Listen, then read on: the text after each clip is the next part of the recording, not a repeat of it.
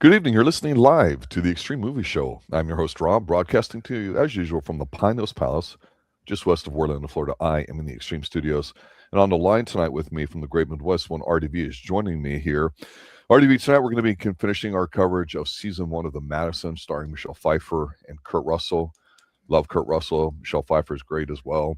Kurt Russell, big time Kurt Russell fan my entire life. Talked about him many, many times before.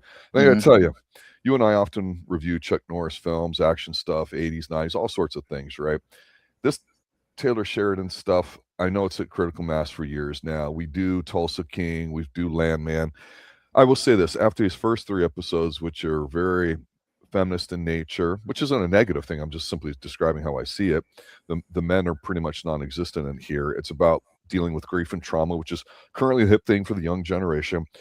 I was really curious seeing how season 2's already been filmed, and it's just a question of when they're going to release it, what's going to happen, because these last episodes, 4, 5, and 6, while not building towards anything big, and actually you could argue that it's anticlimactic, I thought as a bundle, these 3 episodes were really a little bit better than the first 3. They're a bit more grounded and realistic, and now that we know the characters a little bit, we get to see a few things in their personality, which I was like, oh, they actually did something finally, rather than the shock and awe of the big bait and switch of Kurt Russell getting whacked early on, too. I think these 3 are better than the first ones, and I enjoyed them more, despite the fact it's pretty non-action oriented and very dramatic role like that. I was curious, what initial thoughts do you have on these last 3 episodes of season 1? Well, they actually are a lot different in the sense, by adding in the Will Arnett as their therapist, really just added more to the show itself. Yeah,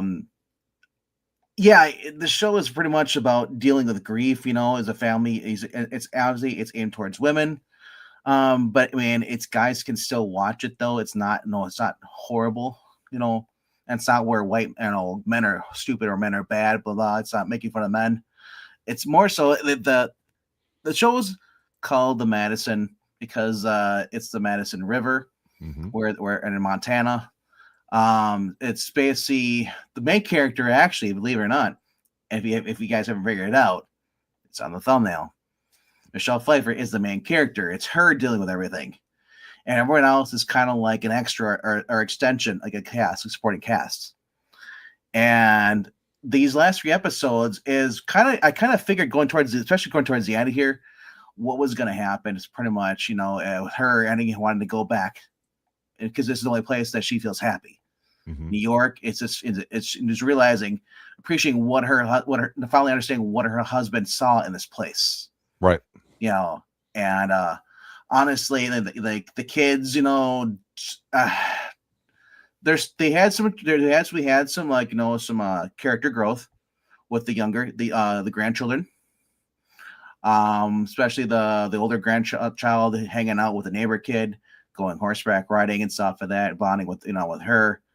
The youngest grandchild going around with her uncle, Paige's husband, learning about tracks and stuff, learning about wildlife.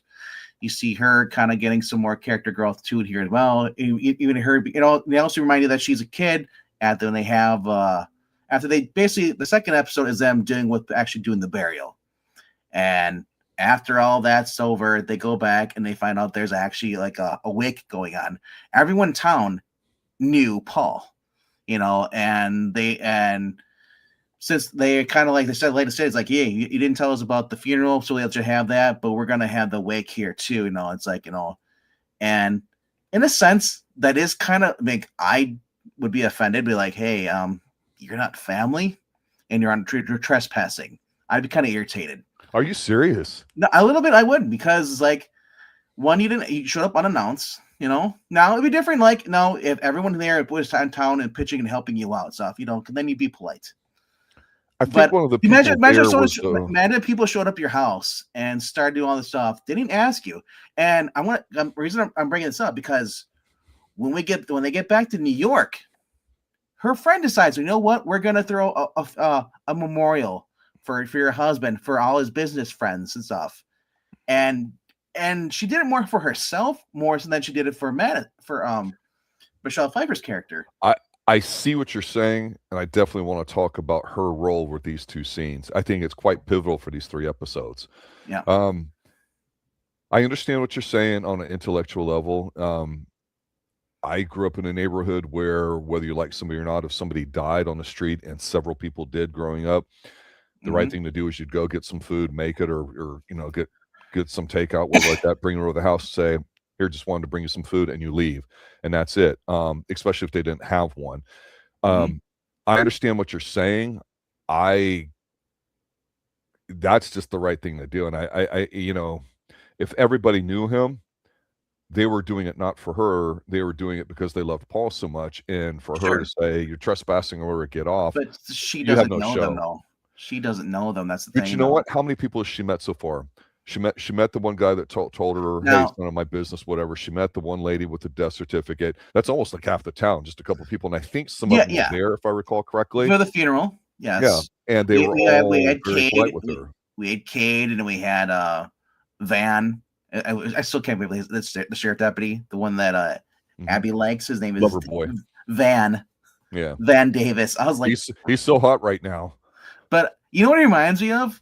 It reminds me of, remember when Taylor Kitsch came on the scene, and he did the whole in the X-Men movie, he did like, he played Gambit, then he was doing John Carter, Battleship.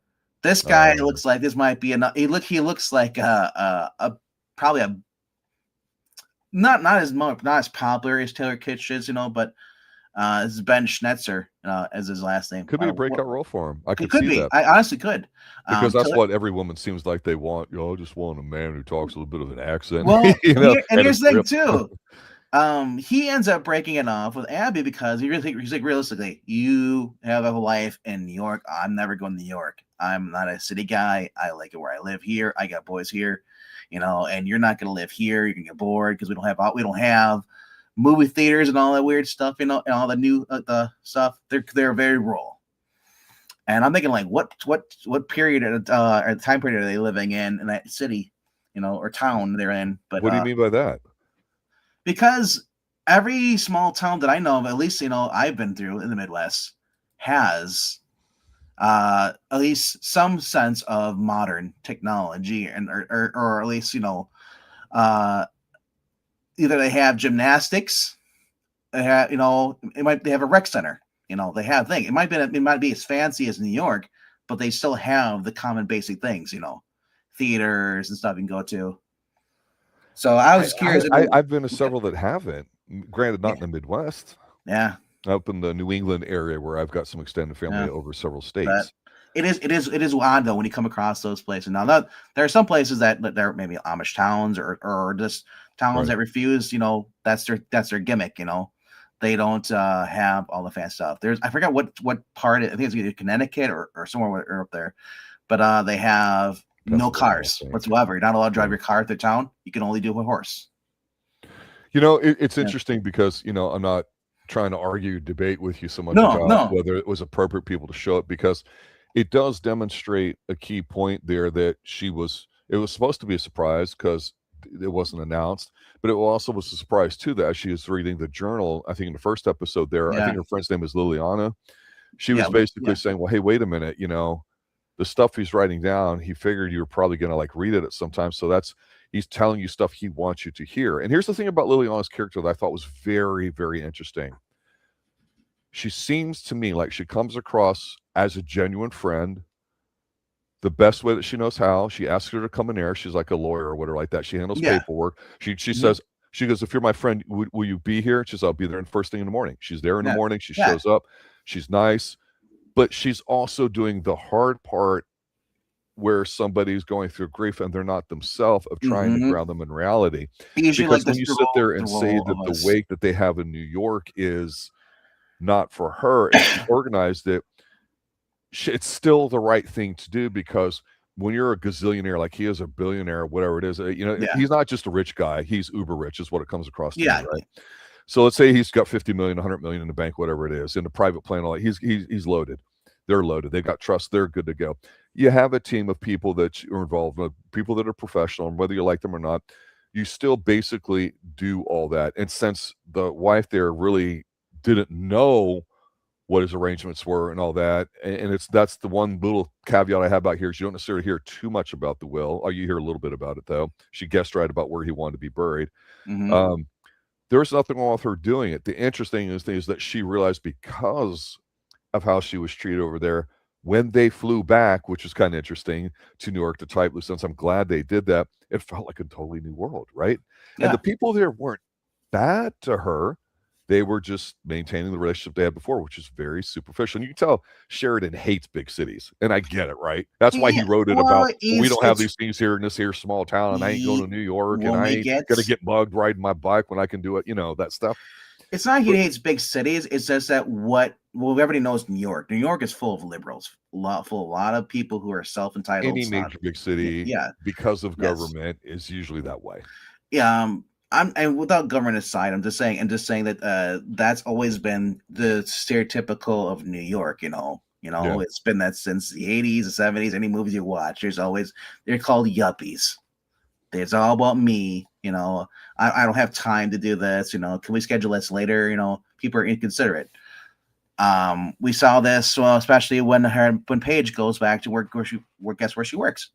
At some kind of fashion place, for some magazine company, probably. They cover Fashion Week. You could argue the merit of that job all you want.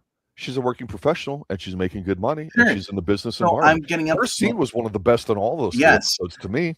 Leading up to the point where, where she comes back and her boss is like, "Oh, I know you're feeling," and she's like, "So go, your dad said, no, they're backpacking through Europe and all this stuff," and just her boss came off so superficial, kind of an airhead, elitist. Yeah, don't give a fuck. Yeah. And then she leaves out there. We got the other girls in there talking to her. I was like, oh my gosh, her dad died in his private jet, and they bring up the whole carbon dating footprint and all that stuff. It's like, oh my gosh, environmentalists. Yeah, because that is true. That is today. That's in California, that's in New York, that's everywhere, pretty much. But yeah, so then because she says like, her dad deserved to die, leaving, flying, those gas guzzling planes, killing the environment. And then I love this because Paige has never done this before, but Paige throws a fist. And I think that one girl was real bitchy. She decked her. I was like, that was good. I thought she was going to slap her because I always saw the two girls, but now we see Paige she did a fist. And I'm thinking, like, did she learn it from Montana? Well, yeah, because I don't.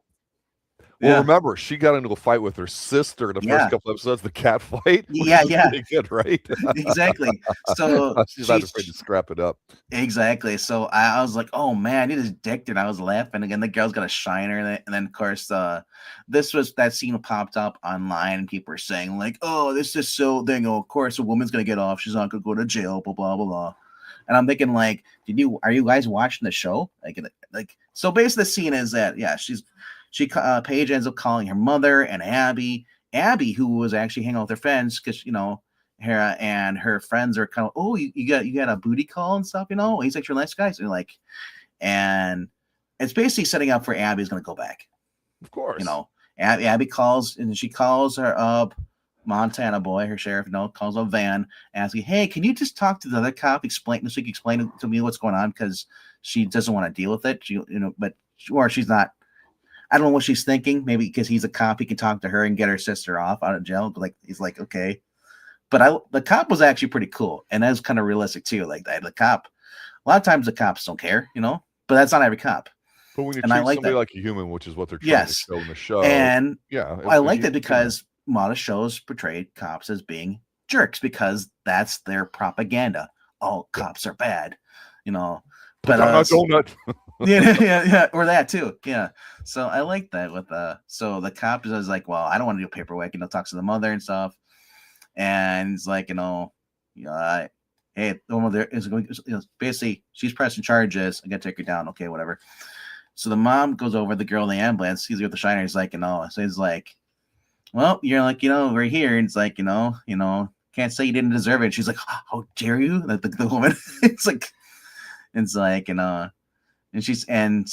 then she finds out through the girl and she says like, oh yeah, my dad died of cancer. It's like, she's like, oh, so you know exactly how she's feeling. And you decided to make her life even more shittier, And the difference is that Paige didn't get a chance to say goodbye to her dad. You did. So, I mean, what would your dad think about that? Kind of like guilt tripped her. And actually, this is the scene is kind of like, you can tell it's Hollywood fake, but it actually fits the whole story, and it fits, that's basically Stacy is proven that she's not another yuppie. She is like her late husband, and she's becoming more like her late husband. That's because he kind of reminded her, just because we live in New York doesn't mean we have to be like everyone else. Yorkers. Yes. Yeah. Yes. And I think her living for a couple of weeks or a week or two of those before they buried him over there kind of reminded her, especially reading his journal and realizing, what's more important, family, And so I love this, with that. So the daughter ends up, the charges are dropped, but then she's just written for a citation for to sword league, whatever, And so then after this, we had the wake thing, which is a couple of days, which was like the second or third episode. But before that, we had her. I said the whole thing with her talking to Will Arnett, going to see a therapist, and then pretty much he's doing pulling the whole shrinking thing. You ever watch Shrinking, where he does unorthodox thing? Yep. They drink alcohol, and he says like, well, next time I'm gonna have you come back in the afternoon because they pretty much he's like, I'm drunk. I still got 5 more patients. But I love the fact that the dynamic between Will Arnett's character and her, and she's so vulnerable. She's so angry. She doesn't trust anybody. She's terrified. And finally, she's hurt. She's going through the stages of grief. And by the time we get to the last episode, because she inviting him up to the party thing, because she really didn't want to have it. Her friend threw it for her. But because she pretty wants to get out of there. She's had the TVs on everywhere she is because she's so lonely. It's so huge. And it is a huge studio apartment. You can tell how loaded they are for how big that is. I mean, I don't know if that's Park Avenue, wherever they're at, but I like the fact that she at the end she ends up pretty much after talking to him, and he is he says hey, I can't give you permission. You are adult. You give yourself permission. Do what you want to do. Do you want to go to a party? You want to leave? You do that. And it's like, is anybody who cares? He's like, says, is there anyone down there who cares if you're going to leave? Well, my kids. Okay. And so she sticks around, but then she ends up going down and she leaves. And her friend tries to stop her. He's like, where are you going? This is for you. And and she just, I love. Well, Beta Boy there actually, he runs interference. They're like, not that was kind of nice to see him be a little Russell. I love Russell. He's actually improved too. Every character on here show is improved. Yes. Russell had a drink with her the night before at a bar after Paige was having a panic attack. Mm-hmm. And she asked what are your plans? It's like, well, I have kids, and stuff. Okay, what about that when they get old? He's like, and because she's fishing for information, what she should do. Well, the other thing too that's interesting now that we've gotten the exposure of what's happening out west and from Kurt Russell's his perspective in life, it's interesting because everybody deals with grief their own way, and that's basically what it is. The thing with Will Arnett that was interesting to me, 2 things. One was fantastic, another thing really killed it for me. As a comic, as a guy we've seen over the years in films and all that, okay, he is what he is and all that. So when you go from comedy to serious, it's hard. It's hard to make that leap, I think, sometimes. Well, yeah, he was. I said he was fantastic in this. I think he was. I don't know if his character's going to end up being gay or not, but he's uber professional. No, he's got the right language for it. Well, the running joke is she's making fun of his sweaters and he's fucking everybody. Well, he said I'm trying not to leave a carbon footprint. That's why I shop at Goodwill and get them. Yeah, which that's whatever. The problem is this is completely unnecessary, and it really broke the spirit of what was going on with how strong his performance was and interactions with her, him even going there and basically.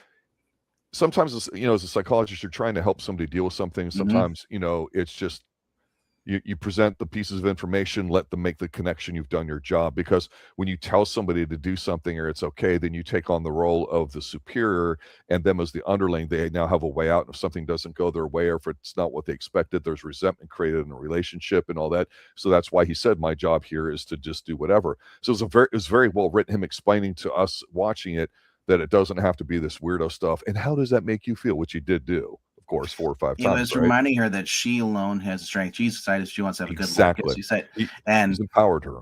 as we've been reminded through Vans, Vans, even though he like at first you're like, okay, he's just the boy that Abby likes, the guy Abby likes. But it turns out, if you find out that he had a wife, she died in an accident, and it's been 4 years, and he's still gotten over the grief. He said, and it just reminds you, and anybody who's gone through grief or lost somebody, everyone grieves differently, and sometimes people never stop grieving. Well, the other thing too is if it controls your life and you know how to do it, that's very convenient reason to not live anymore. And so that's kind of the whole, is she gonna whack herself, self-harm thing, which we know she's not gonna do, right? No, I she's mean, not gonna do it, but no, it said but they had to bring it up as a part of the grief early on, right? Of course, Shows that it's sure. possible. But there's another reason for it too, which when we finish, I'll mention it. This is the second thing about Will Arnett, though. 100% completely unbelievable, 100% completely, even for television, it should not have worked at all. It's not would not. It'd be more believable if he just bent her over and had sex with her. But when he brings her in and pulls her in for a hug just so she can cry, not the right thing to do at all. Completely broke any sense of realism that they had there in that scene. Sure, it's a minor quibble, but it's telling me he better be a more serious part of season 2, because then it makes it even worse, because that's just what I call that convenient writing, where it allows her to do it instead of her, whatever. Go hug the dog. I think he's done. I don't think he's coming back for season 2. You may be right, but he did a really good job with the time he was there, had a really good impact of it. Totally agree with you on that. Will Arnett, with regards to how I feel about that scene, I thought that he exceeded my expectations. He's like when a superhero's having problems, they go to talk to this guy, and then and their problems are gone, and then you don't see that guy again. And it's like, he's just there for the advice and stuff. He said he's because without Will Arnett, this these last 3 episodes would have not gone the way that they would have, especially with Abby, with her decision, right. And said like him allowing her to pretty much insult him because it makes her feel better, get rid of the anger and stuff. Even he jokes about it later. Talking to Abby at the party thing over. I shouldn't have done that. That's a bad example, but that allows us to get more what Taylor Sheridan does, because Taylor Sheridan's writing this. This is Landman. We get the same from Tommy. Tommy insults people because that's how he deals with everything. We're kind of getting this a little bit of Landman, and even a little bit of Tulsa King. Tulsa King, we get the same with Stallone. Stallone insults characters. True. That is true. That is so true. It's just she's just a female version of those characters. That's all. But yeah, with her trying to figure out everything, and I honestly, you kind of forget that she's kind of the main character, because everyone actually that's on the show is likable for me. They're human, right? Regardless of they're fleshed out. They're not NPCs. They're not annoying, and you just wish they get off the screen. Right. But, they're well written, and they serve the purpose. And now obviously everyone in the family is coming back in season 2. But you kind of knew where this is going, especially those last 3 episodes. Especially because she goes back to New York and she hates it there. And go ahead. And everything there reminds her of him, but she'd rather be it's shallow, empty. His life where he's buried is where she wants to be. Yeah, and I think that a couple of scenes at the different levels is going to make things kind of stand out a little bit. Like, for example, we talked about I forget her name, the younger daughter who got fired after punching the girl and all that. Yeah, that was nice to see, because she was an entitled princess. She's learning not to be that way. Oh, yeah. We've already saw in the first 3 episodes where, because of climate and all that bullshit stuff there about meat production, everything else there too. It's a lot more of a carbon footprint raising vegetables instead of meat, right? We're gonna see them. But they got hungry enough where they ate the food, right? So we're seeing her turning into more of a steward of the earth, and that you're sort gonna of stuff. See that. Hello?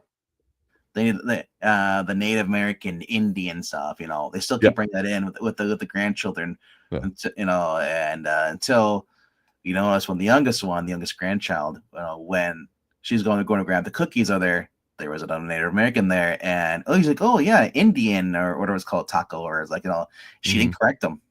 Right. And also too, if I go back just a little bit, the one scene that stood out to me was I forget his name too, not looking at it right now. Beta Boy husband. Russell. Again, he's a New York guy. What does he do? He does private equity, I think it was. So that's the thing. Him and the ex-husband. Well, yeah. So he's almost like we've said this before in Tulsa King. Some of the younger people are basically like the older people, but in current time. This is really what happens in Landman, right? I mean, you have 3 generations. They're all the same. It's just at what phases in their life, right? He reminds you of the girl with the piercings and all that stuff in Tulsa King. Kind of shy at first, doesn't want to come confrontational. Yeah. He's starting to come out of his shell. The shooter girl, yeah. Yep. The one we wanted to see more of. Well, what I liked was her and Michelle Pfeiffer end up going to some bar, and they don't even know the name of the bar, and they sit down and they have Irish car bombs. It has no bar. Yeah, it's called, there's no name for the bar whatsoever. Which is, that's perfect for what needs to be. So she's like, what are your dreams for life? And she's basically like what's important to you. She's fishing for information because she wants she wants affirmation that her legacy, her children or grandchildren, are on a path going somewhere. I don't think it was more so that is that she wanted to know, because she asked him, definitely asking after they're growing up, what are you going to do? Because she doesn't know what to do. So she's asking him what he would do. I think she already knew. I think she's already known, and she just wants to see if other people feel the same way, especially those important to her. Yeah, because she's debating, because she didn't want to leave, go back to New York, but the kids' lives are there. Exactly. And it's interesting because when they're talking, he finally gets a little bit of passion in his heart and says, yeah, I would really like to have a kid with her. I'd really like her to blah, blah, blah, but we got this, we got that, or blah, blah, blah. He goes, and then he has this great killer line that you kind of don't see coming. He goes, I want what you two had. Yeah. And it hits her like a ton of bricks. Like, he also said, I want to play, but I don't want to get out of here, get out of the city, or get out of New York here, because I want a place where my kids can go play everywhere, play baseball on the street or they can go outside, because everyone lives inside. No one has backyards. Everyone's on apartments. Yeah. So it's like it's just more confirming her what she needs to do. And I said like that her I want to get to there at the end here. She ends up leaving, and then it's been a couple hours, party's over. The girl Abby calls her and is like, here's her mom's phone ringing upstairs. She goes in there. She left the phone. Shut their phone. Loved it. So they end up filing a missing report. But it turns out she went back to Montana. Of course. She's back at the cabin. Absolutely. And who finds her? I love this. Is Cade. Because Cade's he's got his horse, and he comes along the fence, and he's like, no, this cows are not where they're supposed to be. They got through, the barbed wire is loose. So he cuts it off. He's gonna go out there, and as he's going through there, he sees a woman on the ground. And there's a gun next to her, and she's sleeping on the grave. And she's sleeping next to the grave there and stuff, and he basically startles her. She wakes up and she points a gun, and he's like, whoa. He's like, are you having a moment here? Interrupting. She's like, no, I'm not gonna shoot herself. But he's like, well, how about I basically get jokes with her. He's like, how about I basically teach you how to use a gun, so if you have to defend yourself, because she says like, oh yeah, she says, I was out here. It was so nice, beautiful. And I got scared about the lions, tigers, and bear. And he's like, well, we don't got no tigers here, but we do have lions and bears. Yeah. But she says, I need everything. I'm going to sit up here, basically confirming she's not moving back to New York. She's staying here. Great. And that's fine. Yeah. And kind of that's what she wanted to do before, but it sounded like her friend, Liliana, her best friend, didn't think she was in a rational mind. Try to talk her into going back to New York as the kids there. It's like, I don't think she talked her out of anything. I think she just mentioned, I think she's being a good, I swear to God, when I say this, I believe she's being a very good friend. Good intentions, but doesn't understand what's going on. No, I think she completely understands it. And she's just basically saying their kids' lives are here and there. And she only answers the questions that she has. I don't see her pushing her beliefs on what her friend in those first couple of episodes, like, you have nothing here. It's like, you've never lived here. It's like, everything you have is in New York. She cares for her, and that's a big deal. Sure. There's nothing wrong with her bringing that up. No, actually, yeah, she can bring it up as much as you want. I'm just saying, her friend doesn't understand, that she already made up her mind the minute she found the journal. You think it was that early? I think it was that early, Because especially I've when been she saw asking the myself that question. When when did she she know? saw the cabin with the toys in there for the kids. She knew, Yeah, and then that one did hit hard. and then she did the fishing with the daughter, with the granddaughter. So she already knew it. She had made up her mind. It's just that she went back to New York, went through the motions, did all stuff, and just to see if there's anything left there for her, and there isn't, because she wants to be where he is, and he's in Montana. What I really like about Michelle Pfeiffer's character here is Will Arnett scenes aside and them talking and all that. I like the fact that, when you're assertive, it doesn't mean that you're going to get anything you want in life, but No, it frees you up from, oh my gosh, what's this person going to think? And we spend so much time about what could happen or might happen or negative consequences and all that. And while a certain amount of foresight and thought when you make decisions may have value, at some point you have to take action, no. and you have to do that based off your beliefs. So when you're not judgmental, when you don't develop those when you're older, as exemplified by the way the families live their life in Montana, she finds a wholesomeness in it. I love the fact, and the demonstrated thing here is when she left her phone and then just left and then ended up in Montana. She's doing all this stuff, and she's like, you know what? I made my decision. I don't owe my kids an explanation. I don't No. have to tell them. And she's not doing it in a way that might be seen as punishment by some, like, well, you should No. tell them because you're going to get them all scared and you're kids and it doesn't matter. You're going through a tough time and all that. She just said, I made a decision. And when you make a decision, when you shit or get off the pot, the pathway forward becomes clear. It doesn't make it easier, but you know what to do. Yeah. I loved it. I figured No. somehow she's going to end up there. I didn't know how it was going to happen, but when she left her phone and I heard it ringing and he went upstairs to get it and they had looked for it and all that and they go to do mystery reports, it's like, oh yeah, she's in Montana. Yeah, I mean, that's the only answer. So far, two of the characters have realized, that they don't want. I said Abby had awakening, just like your mother. I think, Abby is going to move back permanently out of New York because, they're friends. She realized her friends aren't really her friends the way they act a little bit. Well, they're her friends, but that's and they're kind of shallow friendship that you're going to have. Exactly. Yeah. They weren't bad. They weren't mean, but they were very, like you said, shallow. One of them joked about it. Should I say it's like, hey, that's him. Why do you? If I were you, I'd go back to Montana. Exactly. I let him do whatever. Blah blah blah. Yeah, exactly. Yeah, it's like whatever. Whatever. But yeah, her one friend, he's like, oh, marry a rich guy. And she's like, what? He's probably in his third marriage. And she's yeah, and I like that she pointed out, kind of like put her friend in her place. The one that was kind of more drunk. The other one was kind of like more, rational minded. And it was Kurager. It's kind of like you had the angel and the devil, That's a very good description. So, like and of course, she got interrupted. She got interrupted by her Paige calling her because, her whole incident with, the cops and stuff. So Abby's going to go back and she's got, obviously the end game is her getting in with the guy, Let's talk about two people that we haven't mentioned much. And that is her two daughters, the teenager, the preteenish, and the really young girl. I wanted to mention something real quick. There was a flashback with Matthew Fox's character, Paul. They were both drunk. He was drunk at night, at nighttime. They're on the front porch, and he was missing his wife. It's been 9 years. He was, he talks about how he has that digging pain in his chest. It'll never go away. Madison breaks down in the final episode and tells that to Will Arnett. It's like, no matter where I go, I can't get rid of it because he's right here. They can say it. Everyone say goodbye. I can't. So, and just like, I thought that was really cool how they transitioned from that flashback to her. Well, that's true because, like I say, your experience is your own, and so you have to learn how to manage them. And with the stuff that Will Arnett, as the psychologist, tells her, again, he's not giving her advice. He's basically listening, and he's just, like I say, taking those pieces of information, letting her make the connections, And as jokingly as I say, and how does that make you feel? He's assertive. That's called broken record, the technique, and he says it like 4 or 5 times, and finally the truth comes out. And it's like, well, there you go. You don't have to go. But here's the thing: who's going to miss you? She's like, nobody. My kids. Says, then leave. Every flashback is written down in the journal, so she's getting this stuff, and so she knows exactly what her husband said. He's like, as her brother.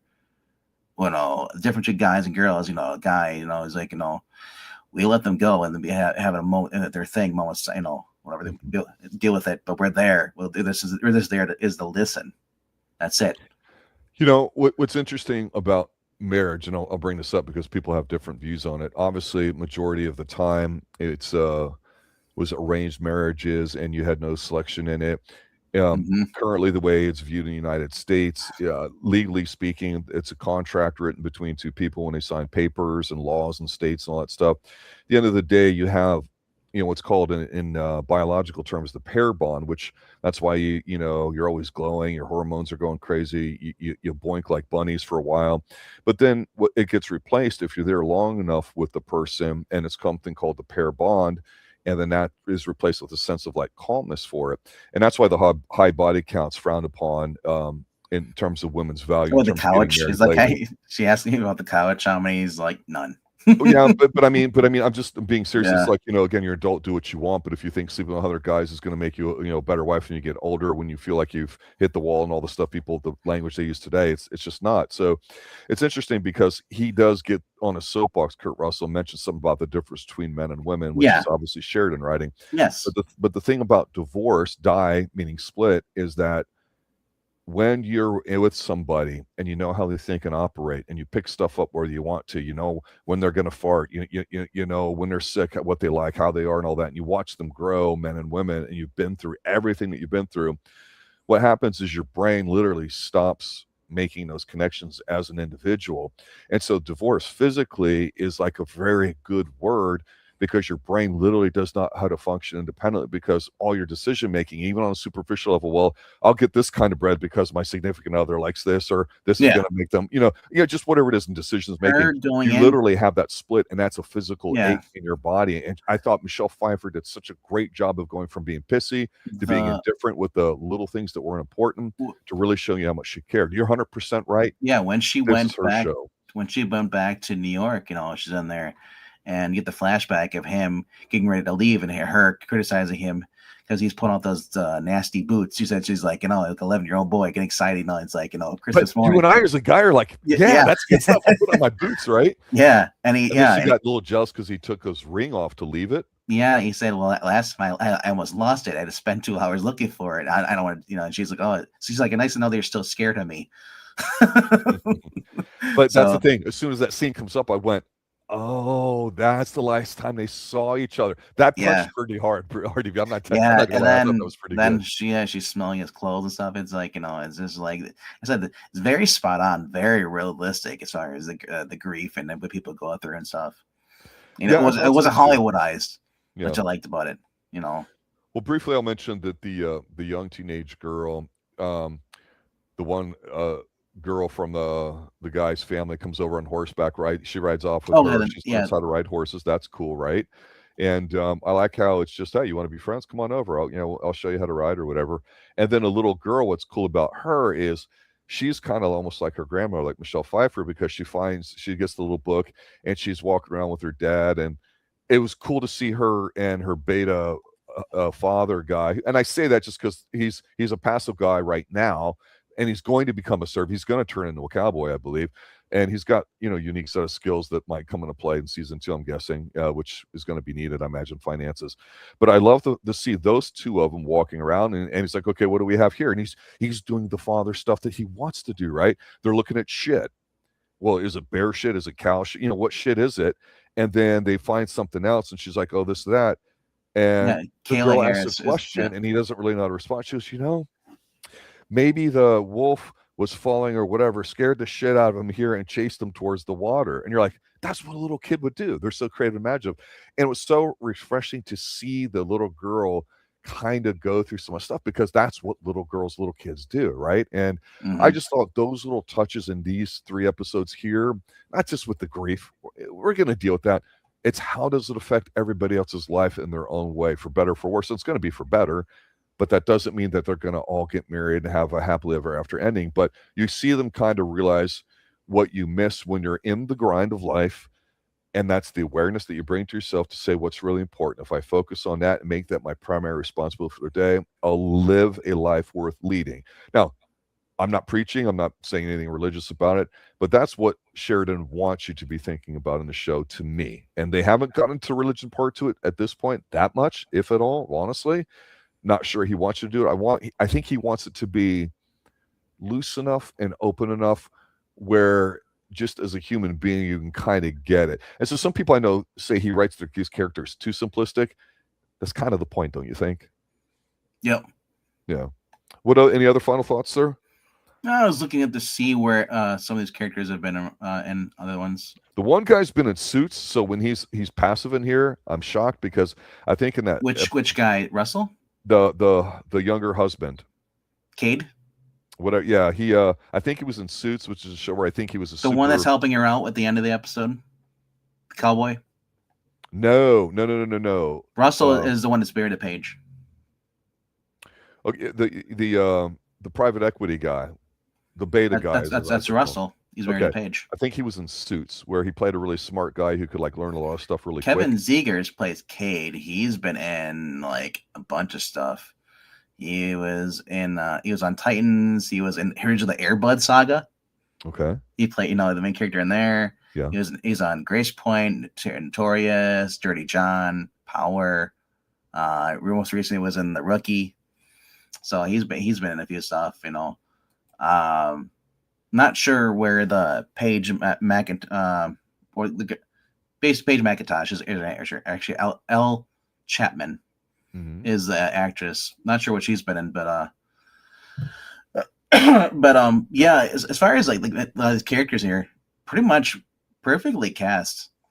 You're still getting enough. I think of Kurt Russell in here too, in here, and they're good. And every Kurt Russell scene is a good scene too, and they're not just pointless. Like I said, I love him. His interactions with Matthew Fox, his younger brother Paul. Yeah. The daughter. Bridgette, and who's the older one? She's the one that went horsebreaking with Kayla, Cade's daughter. Mm-hmm. That family's got some good-looking people in it, bro. I'm telling you, they're good-looking. Everybody's good-looking. It's a Taylor Sheridan show. What do you expect? God. And it's the same guy, Britton Vivian, who's composed the score for all the Yellowstone stuff. He's been doing the music for this. Well, Woman's, I think, directed it, but also is a cinematographer. So it has a certain feminine light touch to it. It's not harsh. It's not coming off whatever. So this next season is going to be, it's going to be a winter. Because looking at the second season began filming in September 2025 and wrapped in December.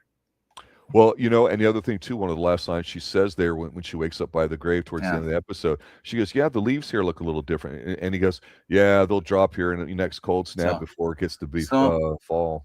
Principal photography of the first season began August 24th, and filming took place in Montana from September to October of 2024. Scenes in New York and set in New York City were filmed in Dallas in mid-November to 2024, and then filming moved to Fort Worth, Texas in late November. Yeah, see, like Landman, Fort Worth.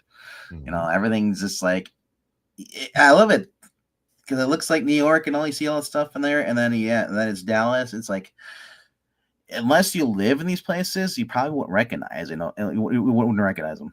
Exactly. Yeah. Exactly. So Will joined the cast as a guest role only. Okay. So maybe he's done then. Yeah. But honestly though, I would love to see more of his character come back, but not as a love interest. He was just scared there as a guy to basically give her that nudge she needs to know, remind her, hey, you know what? You already made up your mind. 100%. Allow yourself to, do it. And that was from what's her friend's name? Is it Lillian or Liliana? Liliana. So Liliana's, if I'm saying that right, she's the one that's going to be kind of interesting because it could turn into a I don't like. She's a therapist. Or whatever. That's what she is. She's actually a therapist. Because she said, like, why don't she? It's like, can't you help me? Because no, I'm biased because I know you and I love you. Yeah. I think Here's my rural take. I'm still very pissed of this bait and switch because Kurt Russell dies early on. And you know what? The one person we're not talking about is Matthew Fox's character, his younger brother. I'm an older brother and a twin. So that's very personal for me. And I think those two are magic on screen. But the show, if they would have just said that, follow Michelle Pfeiffer as she, blah, blah, blah, starring Kurt Russell and blah, blah, blah, blah, blah. that would have been easier to take. And I think that was intentional because they don't want to piss people off. And I don't know if younger people would have been. I know me as, as somebody that's been watching Kurt Russell for 40, 50 years now. I like the show as Michelle Pfeiffer as a strong female and the family unit around her figuring her way through things, and they needed a tragedy for it. And so, you know what? Killing Michelle Pfeiffer off and having, flipping the script there and having Kurt Russell, it's not the same thing. It'd be a different show. I'd still watch it. But I thought, honestly, and this is what attracted me to it, when you have those two names, Michelle Pfeiffer, Kurt Russell, it was them together as an older couple working through something. I thought that would have been the ultimate kind of positive show that we talk about we like with it, And her friend plays Liliana, played by Rebecca Spence. I kept thinking, like, man, if they ever reboot X-Files, she could be Dana Scully. I swear to God, I thought the same thing too. She looks like her, doesn't she? Yeah. Right? She's the hair, everything, the face. Yeah, but I was at first I thought they were gonna have her like not be the best friend, but actually be like, like Stacy's sister.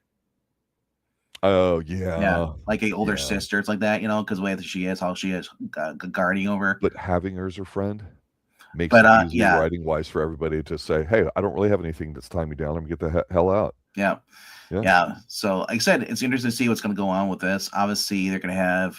I think the next season will probably have the kids maybe coming over, and like maybe the youngest daughter or the oldest daughter, grandchildren, Bridgette. Having a mention of friends Kayla, and then maybe she goes to school there and meets a boy. But can we talk about Dallas though? The ex-husband. Was this supposed to be a joke or what? This is pure like Brooklyn 101 kind of. Hey, yo, I got the gold chains and the leather. What's up? Remember the dad in the car thing. He talked about how Abby was, always take care of her. It's like, and she doesn't make the best decisions. So this was a guy. She probably. You are a greaser. And she said she was pregnant before she even got married and stuff. It was she said to keep the baby, and she did it because she was going through the motions. This is the guy she had a one-night stand with, And it's been 2 years since they basically were married and divorced and all that stuff. And apparently she was telling her friends how he was jealous because he met him because her youngest daughter slipped that she met a guy down there.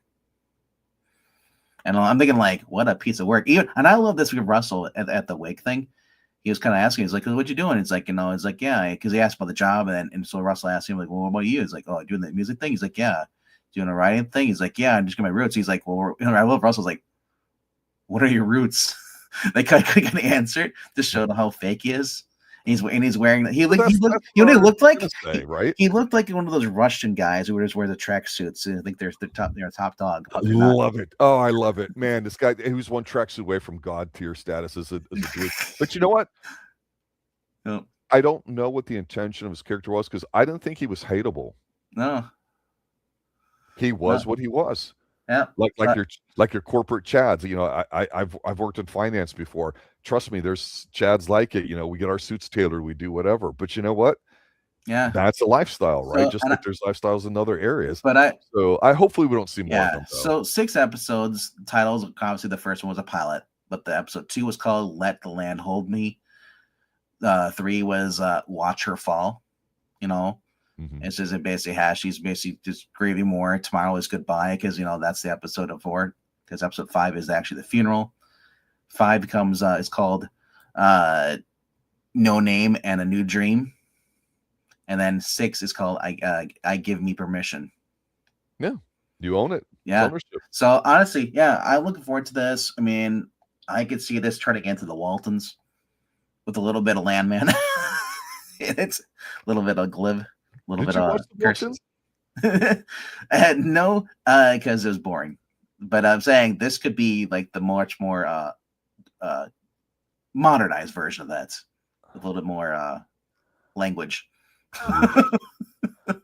I'd ask you how the Waltons were boring if you didn't watch it, but I watched. I told you I watched the Waltons reunion. They had that too and stuff. It just popular show. Just like Little House on the Prairie. Couldn't get into it. I like Michael Landon, but it was boring. I hate how the show started. I like how it developed. Strong finish. I hate how people go, I want a world build, you put all these fucking characters in it, and then at some point you got to learn on your own. That's bullshit writing. I Well, want that's the thing. strong Yeah, when you individual world build and people. then you world build Yeah. and then you abandon everything. And Yeah. that's fuck you. That's You said dog that shit happens a lot storytelling. in But comic that's what's hip books. right now, right? Yeah. Well, that happens a lot in comic books today. Yep. Happened Yeah. twice. Everything's a team. Yeah. Everything's a group. Where they build something and then decide to abandon it because, well, it's getting too popular and it's overshadowing other stuff that people are getting jealous. Our main stuff. That was So.